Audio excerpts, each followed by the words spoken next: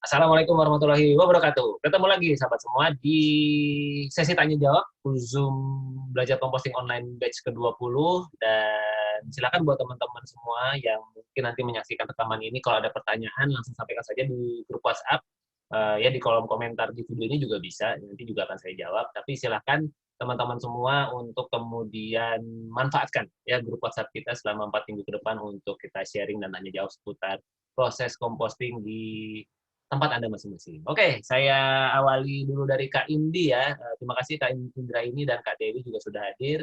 Kak Indi ini dari Aceh ya Kak Indi. Silakan Kak Indi, ada yang mau disampaikan? Bagaimana kemarin proses compostingnya? Ada yang mau diceritakan? Apakah sudah praktek?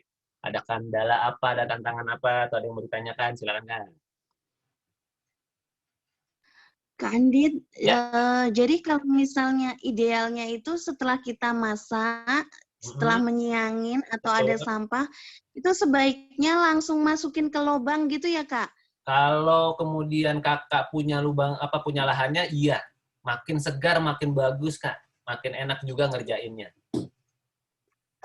Terus kalau misalnya kan besok masak lagi nih, Ya, langsung betul. ditumpuk lagi gitu aja? Nah, saya coba kasih sedikit insight ya buat teman-teman semua yang mengenai lubang organik ya. Kira-kira Kak Indi masih punya lahan cukup luas untuk bikin katakanlah ya 5 lubang gitu, masih bisa nggak kira-kira di rumahnya? Eh, Sekitar 3 sih, kalau 3 sih, 5. oke. Nggak apa-apa Kak. Jadi saya coba ini ya, coba sedikit memberikan ilustrasi seputar bagaimana misalnya teman-teman punya lubang organik gitu ya teman-teman ya. Jadi contoh nih, misal saya misalnya ini adalah rumahnya kakak gitu ya. Ini rumahnya kakak, terus misalnya ini adalah pekarangan gitu ya. Ini pekarangannya kakak gitu. Di perkarangannya misalnya nih ya, saya sih ini aja asumsi aja. Terus kemudian kakak bisa membuat katakanlah 3 lubang organik di sini sama di sini misalnya gitu ya, Kak Indi ya. Nah, ketika Iya, kemudian iya. hari pertama, kakak bisa gali lubangnya di sini.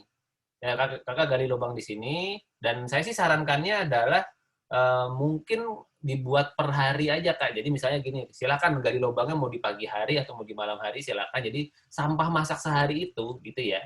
Itu kemudian di tempat wadah yang tadi kalau bisa sudah dicacah-cacah. Nah, sebelum masuk ke lubang organik kalau bisa sudah diberikan mol dulu. Nah, kakak masukkan di sini nih Kak di hari pertama nih. Masukin gitu ya. Setelah itu langsung kubur aja Kak.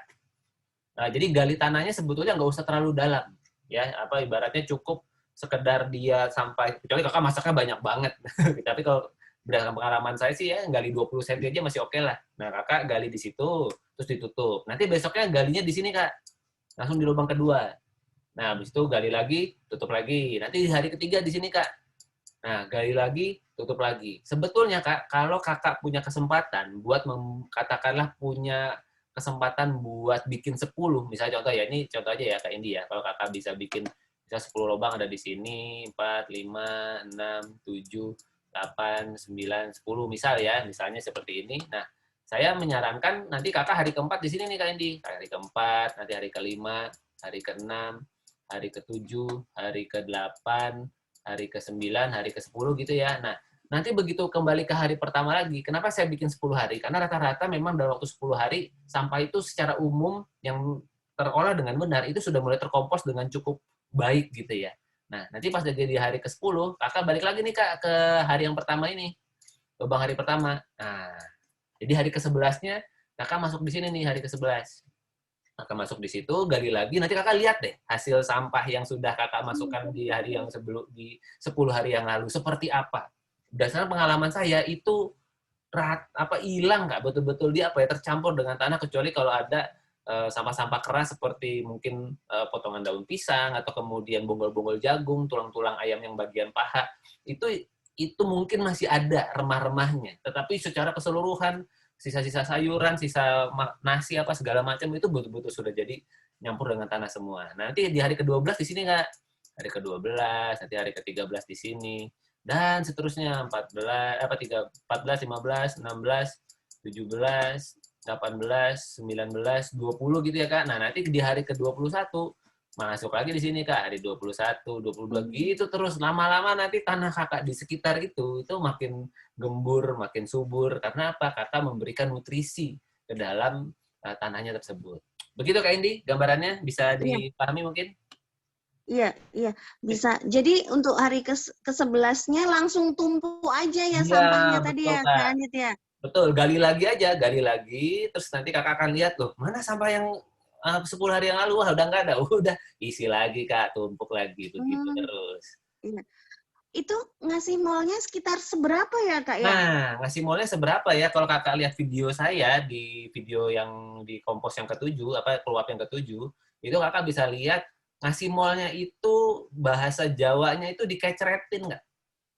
Apa sekedar Oh ada iya, aja iya. gitu ya, sekedar ada tapi jangan sampai tergenang. Jadi jangan sampai kemudian Hmm. apa, bahasa Jermannya itu digojlokin gitu, jangan sampai kemudian terlalu banyak dituang sehingga jadi ada genangan mol, jangan. Justru dia tuh hanya sekedar membasahi supaya si calon-calon bakteri yang sudah kita biakkan di dalam botol air beras ini itu merata di dalam sampahnya. Nah, itu Iya. yang kemudian dia akan berkembang sendiri dan dia yang akan mengompos dengan sangat sangat asik gitu ya karena kalau tanpa mall berdasarkan pengalaman teman-teman yang pernah sharing udah pernah ngompos sampai 2 bulan nggak jadi gitu ya. Nah ini begitu mereka ganti metodenya dengan apa yang saya sharingkan, mereka sampai takjub sendiri gitu. Kak ini 13 hari udah bagus hasilnya. Tadinya emang berapa hari? Ini 2 bulan nggak jadi-jadi. Oh ya udah berarti berhasil dari tempat Anda ya gitu kan. Jadi dikeceretin aja Kak, yang penting ada si mallnya itu. Oh iya, iya. Makasih ya, Ada Kandi. lagi Kak Indi yang mau disampaikan? Gimana kesannya dari belajar composting sejauh ini? Ada yang sulit kah? Atau keluarga bagaimana menyikapi Kak Indi yang mungkin melakukan proses composting ini? Atau aman-aman saja atau bagaimana? Lagi ini sih, lagi belajar.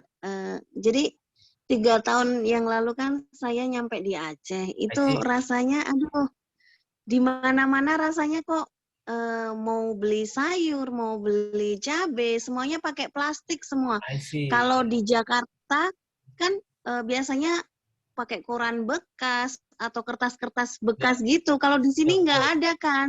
Jadi di sini semua serba plastik, apa-apa plastik. Di Ya, pantainya pun, aduh, sampai ini geli sendiri pengen diambilin itu iya, botol-botolnya. Jadi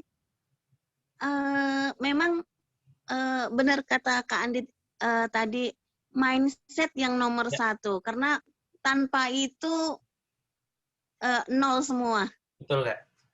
Dan mari kita mulai dari diri kita sendiri ya Kak, bareng-bareng ya Kak. Sehingga apa ya, kadang-kadang salah satu yang bikin kita jadi ya mungkin entah sedih, entah kemudian jadi berkurang semangatnya adalah ketika kita juga berharap orang lain melakukan hal yang sama yang kita lakukan.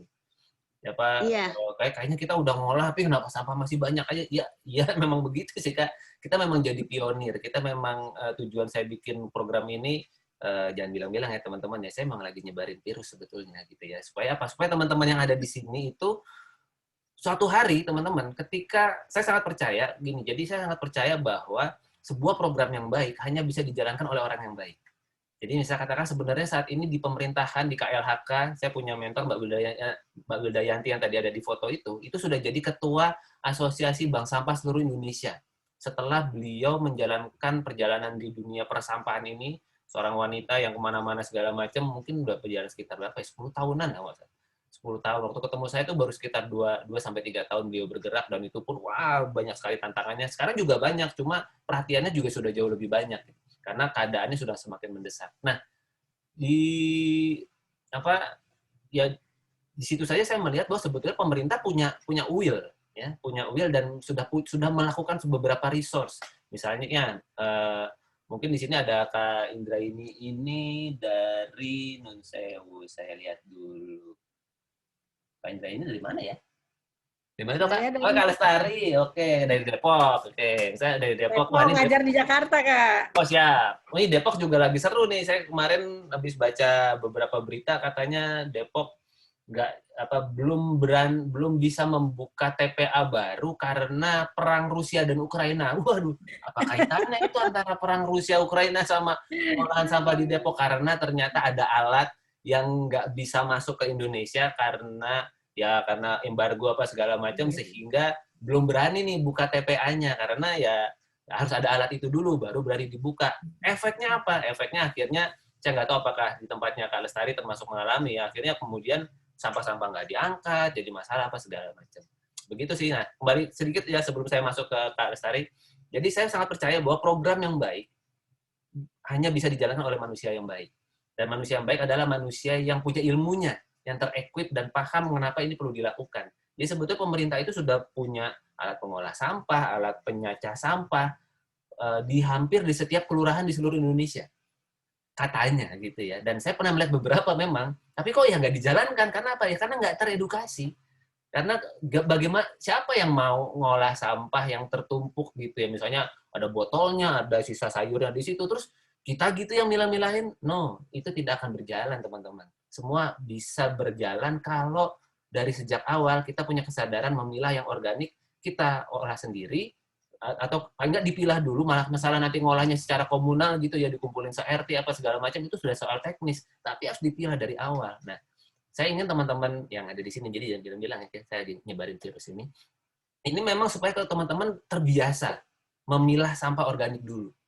Dan kalau bisa terbiasa mengolahnya, sehingga suatu hari, nah, amin ya, kita doain aja kan, kita harus selalu berpikir positif, memberikan energi yang baik, kita betul-betul dapat pimpinan dan jajaran khususnya dalam hal kebersihan yang concern banget dalam hal ini, sehingga kemudian tiba-tiba pengolahan sampahnya, peralatannya tersedia apa segala macam. Nah, kita nih yang kemudian sudah belajar composting online ini jadi lebih udah tahu, oh gitu caranya, tenang aja gitu. Terus mungkin di RT, di RW-nya kakak kedadapan gitu ya, bahasa Jawanya, kagok, kaget, gagap dengan teknologi yang datang, wah kayak Lestari mah tinggal ongkang-ongkang kaki aja, gampang gitu, tinggal siapin ember aja gitu, tenang aja, nggak usah ribet-ribet gitu. Mau gimana caranya? Nah, harapannya dengan begini, segala hal yang kita lihat di sekitar kita, TPA yang nggak nerima lagi, pantai-pantai yang bergelimangan sampah, itu semua secara berangsur-angsur bisa pulih.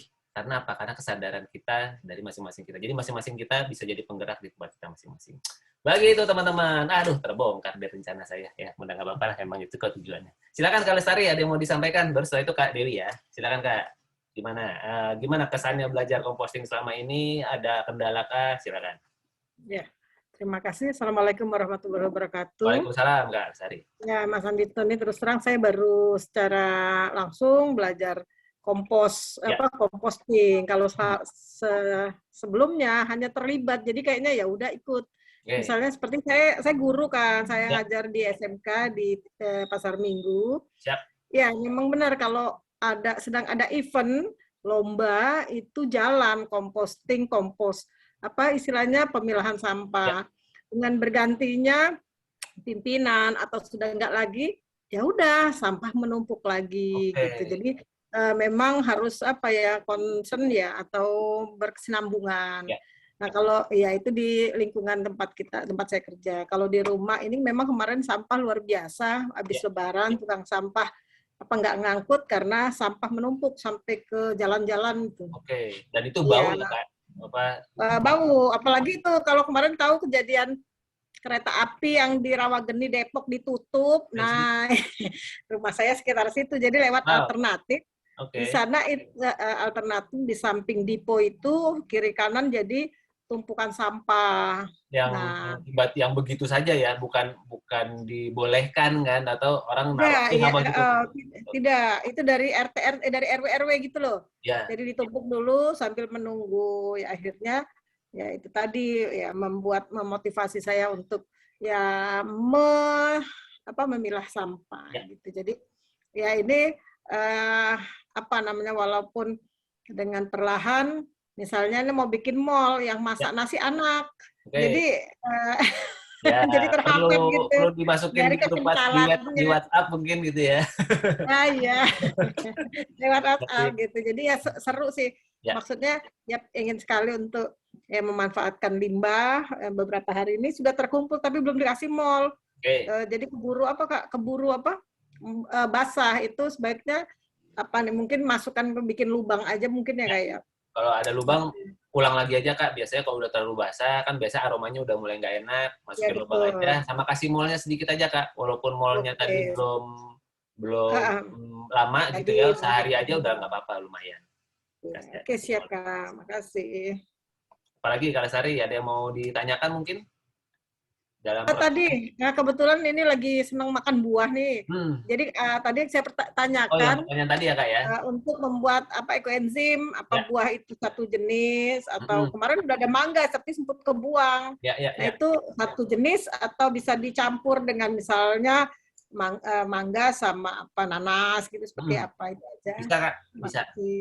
Kalau dicampur itu bahasa kerennya jadi tutti frutti, ya gitu ya. Jadi aroma ekoenzimnya nanti jadi bervariasi. Saya dulu waktu awal juga gitu Kak, percobaan aja batang serai sama pepaya, terus pepaya sama jeruk, jeruk sama apa waktu itu coba ada buah naga gitu. Pokoknya campur-campur aja dan berdasarkan apa yang saya lihat dari hasil, secara umum tidak jauh berbeda. Artinya apa? Ya sama-sama mengeluarkan gas yang kurang lebih durasinya sama, terus kemudian hasilnya sama-sama baunya enak gitu ya. Jadi ada bau enzim yang khas, tetapi kemudian itu diperkuat dengan rasanya masing-masing. Yang kulit pisang rasanya seperti apa, yang kulit jeruk rasanya apa, yang ada serehnya seperti apa, itu jadi kekayaan tersendiri dengan fungsinya masing-masing. Jadi tinggal itu udah soal selera. Tapi saya lagi kalau pertanyaannya apakah bisa dicampur, sangat bisa. Bahkan beberapa teman-teman praktisi ekoenzim itu yang enzimnya pakai ember-emberan begitu, ya udah mereka nggak pilih-pilih Kak. Jadi pokoknya penting jumlah timbangannya pas, jumlah gula merahnya pas, sama jumlah airnya pas, ya udah. Mau sampah buahnya apapun, selama dia kulit ya, saya lagi bukan daging buah. Karena kalau daging buah yang masuk, dia akan mempercepat proses pembusukannya gitu apa fermentasiannya yang sebetulnya tidak memang tidak untuk secepat itu gitu. Jadi kalau misalnya daging buah itu jadi mol sekalian. Ya, ibaratnya kita misalnya mungkin nanti suatu hari Kak Lestari ketemu temannya, ya aku mau bikin ekoenzim tapi saya sudah nggak makan nasi kan, udah mulai ada kan gerakan-gerakan yang tidak makan nasi segala macam. Ya udah masih makan buah kan masih. Nah, sebagian kulit buah sebagian daging buahnya itu bisa jadi mol dengan perlakuan yang kurang lebih sama dengan air beras tadi. Jadi air, daging buah, kasih gula, udah didiamkan selama 2 minggu itu sudah jadi mol tersendiri. Jadi tetap bisa dilakukan dengan daging buah begitu. Sip, Kak Lestari, ada lagi mau ditanyakan sebelum kita lanjut ke Kak Dewi? Cukup ya Kak, terima kasih sudah hadir di siang hari ini. Silakan Kak Dewi. Dari Aceh Barat ini, Aceh Barat Daya. Gimana Kak Dewi? Ada yang mau disampaikan dalam proses belajar composting selama ini? Silakan. Terima kasih. Assalamualaikum warahmatullahi wabarakatuh. Waalaikumsalam. Ini Mas, ini mau belajar dari nol nih. Siap. Jadi kan yang kulit, yang tumpukan sampah organik yang udah kita kumpul dari dapur tadi itu, mol kan baru kita buat. Kita Betul. berarti 20 hari lagi. Nah, idealnya begitu. Namun akan jauh lebih baik kalau kakak tetap pakai aja mol yang walaupun mungkin baru umurnya semalam, 2 malam. Gak apa-apa Kak, dipakai aja. Jadi gak usah nunggu sampai 2 minggu dulu gitu. Karena nanti tetap hasilnya lebih baik kalau ada air beras tercampur gula, walaupun mungkin terfermentasinya belum 100%, daripada kemudian tidak diberikan mol sama sekali. Itu Mas kita taruh di dalam wadah tertutup bisa? Yang Bisa. tumpukan organik. Oh, maksudnya kakak mau ngomposnya di wadah tertutup begitu saja? Ya. Saya bisa bilang tidak bisa. Karena kalau cuma wadah saja ya, karena gini Kak, begitu, saya coba pakai gambar ya, biar lebih ada ilustrasinya. Saya gagal itu 3 bulan yang lalu gagal Mas. Oh begitu. Gagalnya gimana Kak? Hasilnya seperti apa waktu itu gagalnya kalau saya boleh tahu Kak Dewi? Saya nggak pakai mol, cuma kan baunya pokoknya gagal lah, berarti gagal tuh Mas. Ya memang kemudian kita juga bisa mengukur keberhasilan kompos kita dari mana, memang satunya dari bau sih, dari bau, tekstur apa segala macam. Nah suatu hari gini nih Kak, saya sedikit cerita ya. Suatu hari saya membuatkan komposter untuk adik kelas saya. Terus saya ke rumah beliau, terus kemudian dia ternyata sudah kompos sebelum pesan komposter dari saya itu. Terus saya tanya kan, kompostermu mana gitu? Itu Bang. Oh, jadi dia punya komposter kayak gini Kak. Dia punya komposter yang di embernya ditumpuk seperti ini, ya. Jadi ada 2 tumpuk ember seperti ini. Nah, terus saya kan buka dari ember yang atas ini ya, saya buka dari sini. Nah, ternyata begitu saya gali Kak di ember yang atas itu sampah organik yang ada di sini itu masih basah. Jadi masih basah dan kemudian apa ya, bau gitu ya. Terus ketika saya tanya, ini sudah berapa lama sampahnya? Udah ya sebulan lah Bang gitu. Sebulan masih bentuknya masih sama seperti baru masuk gitu ya. Jadi memang begitu ya. Jadi yang Kak Dewi alami kurang lebih seperti itu ya Kak ya.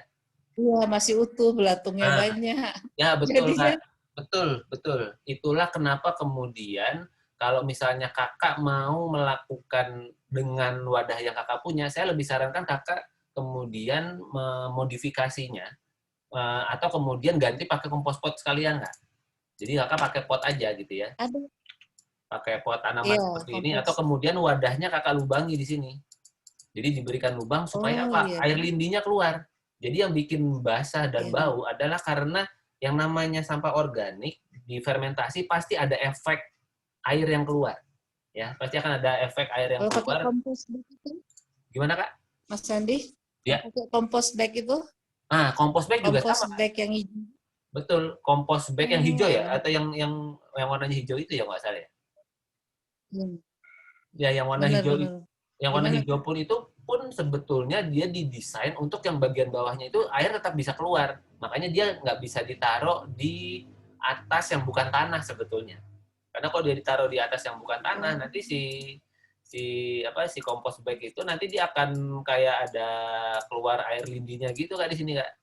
Dia pasti nanti akan ada air yang keluar dan ini pasti berbau. Kalau kemudian apalagi kalau sampah yang masuk di sininya itu tidak terolah dengan benar ya dari awalnya. Tapi itu pasti akan keluar kan namanya air lindi itu. Jadi memang kalau yang punya kompos bag disarankan memang dia ditaruh di atas tanah atau kemudian setidaknya bagian yang bawahnya itu malah kalau boleh saya sarankan kalau misalnya Anda punya kompos bag atau apa itu jangan langsung ketemu tanah Kak. Jadi setidaknya mungkin apakah dikasih dia di atas batu bata atau apa gitu ya yang kemudian nanti ketika air lindinya itu keluar ya misalnya memang kita nggak pakai paling nggak mudah dibilas lah. Mudah disemprot itu si air lindinya kalau misalnya kita memang tidak mau pakai gitu. Nah, tapi memang saya lagi air lindi atau kemudian efek samping dari proses composting yang organik ini itu memang tidak bisa tidak adalah berupa air. Nah, kalau kemudian Kakak waktu itu jadi gagal karena mungkin karena airnya nggak keluar. Nah, yang menyebabkan belatung banyak, yang menyebabkan kompos nggak jadi itu karena sampah kita terlalu basah.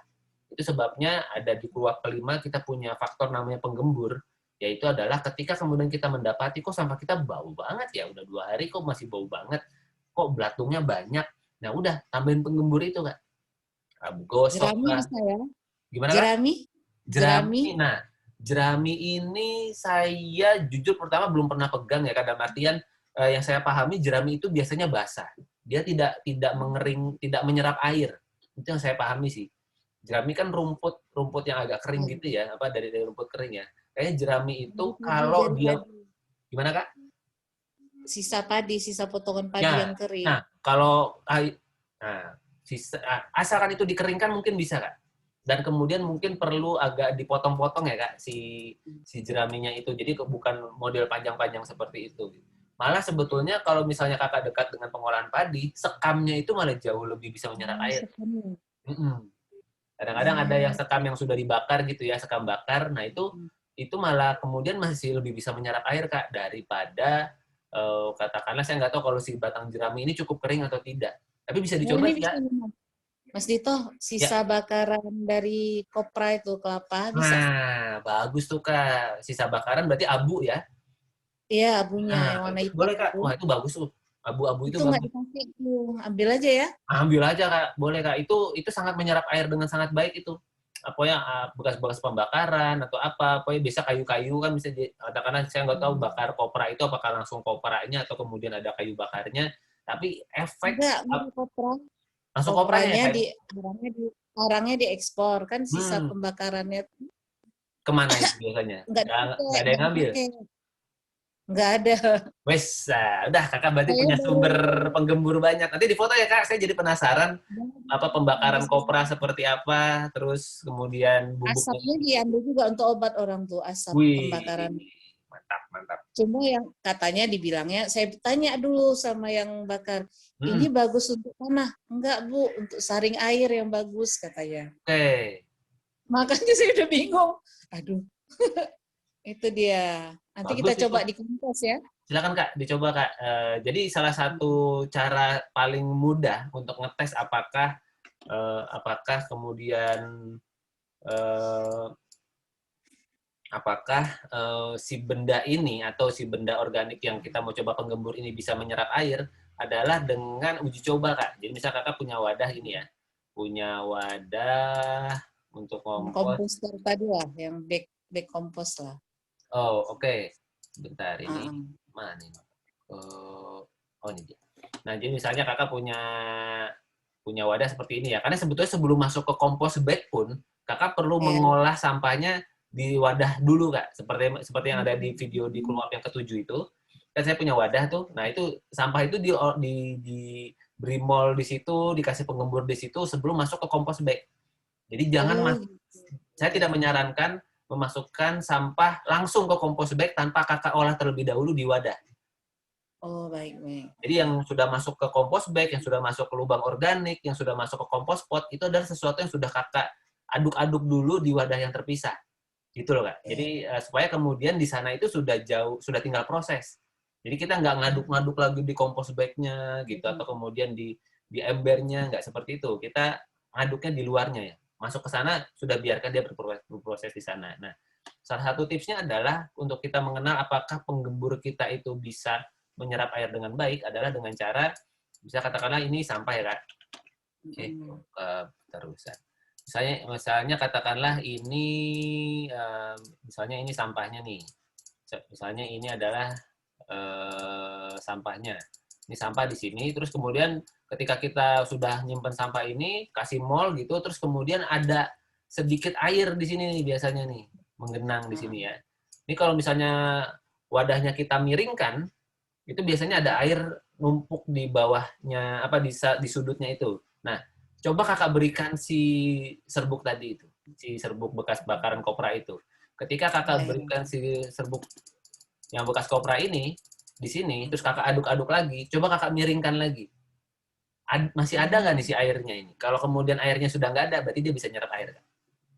Biasanya begitu cara kita menguji apakah sampah kita sudah cukup kering gitu ya. Karena kalau terlalu kering pun juga jadi agak lama. Tapi lebih baik dia jadi pas. Taunya pas itu bagaimana ketika kakak aduk-aduk di wadah, udah nggak ada tuh air rembesan yang tadi itu, karena sudah kita kasih penggembur tadi itu. Begitu. Berarti mesti lebih gampang pakai lobang ya buatnya ya? Maksudnya lubang organik, Kak? Oh iya.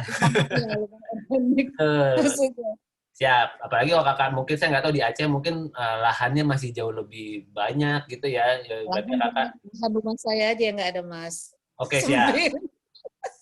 Ya, walaupun di rumah kita nggak ada tanah, kita jalan sedikit keluar, mungkin 50 meter kiri kanan, mungkin ada aja kan tanah yang tidak dibangun, atau tanah fasum dan sebagainya. Nah, kita bisa kondisikan untuk kemudian kita gali lubang di situ. Nah, nanti kalau bisa ditanya sama RT atau sama Satpol PP atau apa segala macam, kasih tahu bahwa saya nggak buang sampah, Pak. Saya lagi menyuburkan tanah. Nih, pakai sampah organik yang sudah saya olah. Saya gali, saya tanam di sini. Nah, oh gitu, Bu. Kok kenapa begini ya? Cerita daripada nanti sampahnya kecampur sama yang anorganik, terus nanti jadi tumpukan sampah nggak diambil, warga marah-marah, ya mendingan saya coba aja pakai cara saya sendiri. Nah, ini nanti tanahnya jadi subur loh, Pak. Gitu. Jadi kita tuh nggak buang sampah. Beda kalau kita diem-diem gitu ya, punya satu kantong sampah terus kita buang gitu aja di rumah orang lain, ya ngomel lah orang gitu ya. Tapi ketika kemudian kita bisa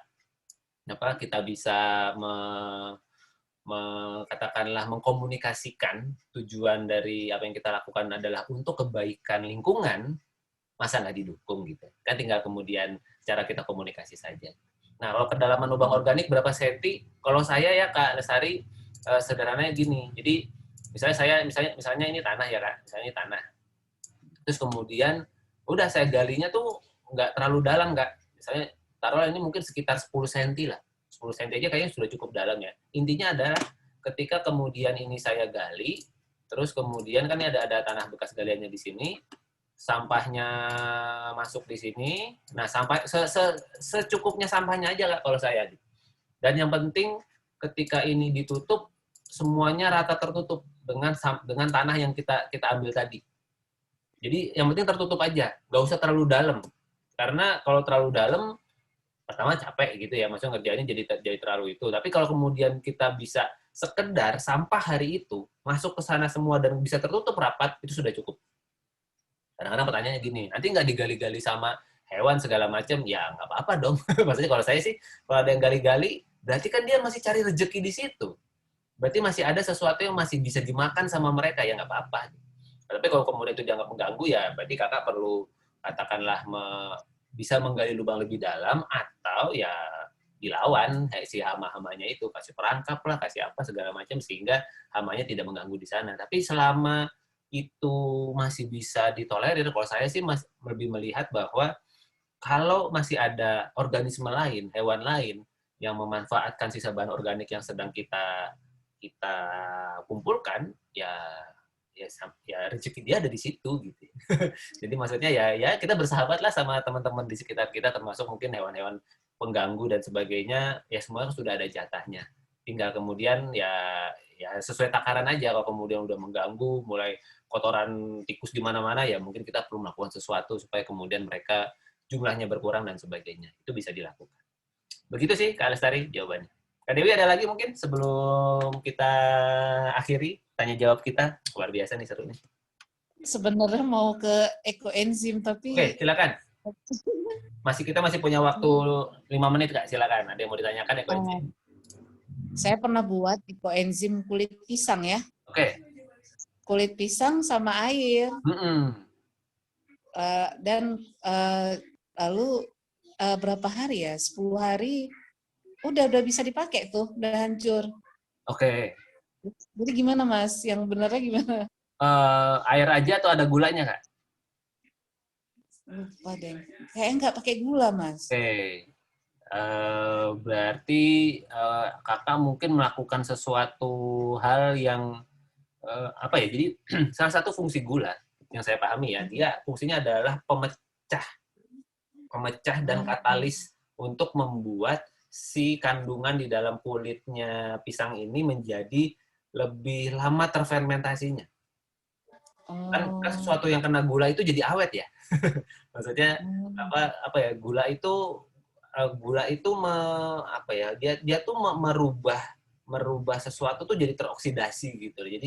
Jadi proses oksidasi ini menimbulkan efek. Nah, efek itu yang kemudian kita manfaatkan buat hal-hal yang kita butuhkan. Jadi kalau cuma air sama daun pisang, kulit pisang aja, saya kok merasanya airnya mungkin baunya nggak enak. Bener nggak sih, Kak?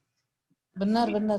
Apa nggak enak? Maksudnya air kerendam kulit pisang tuh saya ngebayanginnya udah puyeng nih.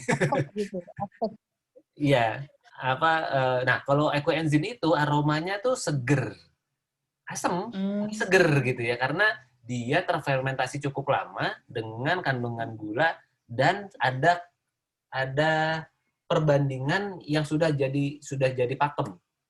Ya, yang satu paling cepat kenapa Mas ekoenzim? Paling cepat. Gimana Bu, Kakak? Paling cepat gimana ya? Oh, paling cepat setahu saya ekoenzim memang nggak bisa dipercepat ya. 3 bulan itu sudah rumus. Jadi kalau kuncinya kayak orang investasi, kayak orang nanam. Jadi kalau misalnya kakak mau punya banyak di kemudian hari, ya nanamnya dari sekarang. Jadi jangan cuma bikin satu ekoenzim terus 3 bulan kemudian dipanen. Begitu habis, udah nggak ada lagi gitu. Jadi mendingan kakak ya dari sekarang bikin, mungkin apakah seminggu sekali atau 3 hari sekali. Bikin sampai kemudian nanti ketika waktunya panen ya panen. Tapi ya, jadi antara bikin sama panen dilakukan terus kalau memang itu adalah sebuah hal yang ingin Kak Dewi hadirkan terus-menerus gitu ya. Gitu sih Kak. Jadi kalau ekoenzim tidak bisa dipercepat yang saya pahami. Kalau kakak mau cepat jadinya mol. Bukan ekoenzim. Jadi fungsinya pun berbeda. Fungsinya jadi bisa tadi air campur sama kulit pisang tadi itu pupuk yang bagus, Kak. Itu POC. Itu dia menjadi POC, walaupun kemudian perlu diberi gula sedikit sebetulnya kalau menurut saya. Iya benar, berarti POC yang kami buat Ya, namanya. itu bagus, Kak, untuk kemudian jadi katakanlah tambahan nutrisi buat tanaman cabai gitu ya, atau kemudian tanaman-tanaman yang ada di rumah Kakak, itu bagus sekali. Kalau saran saya tetap harus diberikan gula sedikit, walaupun mungkin 1 sendok teh atau 1 sendok makan, itu tetap perlu di campuran itu, karena itu yang akan membuat bakterinya itu jadi lebih siap untuk terduplikasi, kurang lebih seperti itu. Karena kalau enggak nanti yang ada adalah hanya baunya aja. Karena salah satu ciri-ciri mall yang bagus itu, setahu saya aromanya itu aroma tape gitu ya. Jadi walaupun dia pakai kulit buah, mau pakai pakai daging buahnya, aroma itu aroma seperti tape yang terfermentasi seperti itu. Nah itu yang kemudian mallnya bakterinya ada. Ketimbang cuma ada aroma bau busuk aja. Nah kalau baunya cenderung busuk, berarti dia bukan bakteri baik sebetulnya yang hadir. Dia memang hanya bakteri yang kemudian menghasilkan bau busuk itu aja. Makanya kenapa kita perlu hadirkan gula itu sebetulnya, Kak. Tuh, katanya Kak Lestari barusan buka botol pizza nggak pakai gula bau. Ternyata diam-diam Kak Lestari sama Kak Dewi satu aliran. Mungkin belajar di guru yang sama. Atau dapat inspirasi. POC nih. Ya, itu POC. Jadi itu POC. Kak Lestari lanjutin aja. Ya, dikasih gula aja. Terus kemudian 2 hari lah, simpanin 2 hari. Baru dituangin ke tanaman. Supaya kemudian hasil nutrisinya komplit. Kurang lebih seperti itu. Baik teman-teman semua, karena waktu sudah tinggal 1 menit lagi, kita cukupkan dulu tanya jawab via full Zoom di siang hari ini. Memang sengaja nggak lama-lama karena pasti niscaya dari kita punya agenda kita masing-masing, mau lanjut kegiatan dan sebagainya. Terima kasih sekali lagi. Plus dulu buat teman-teman belajar Composting Online Batch 20. Saya sangat bersyukur sekali bertemu dengan teman-teman semua, dengan Kak Lestari, Kak Dewi, Kak Indi, dan semua teman-teman di grup belajar Composting Batch 20.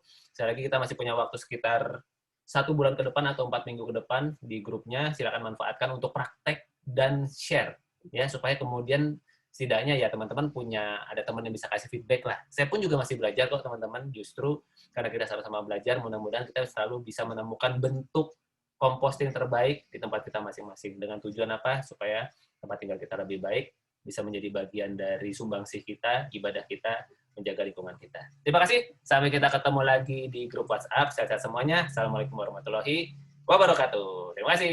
Sehat-sehat semuanya.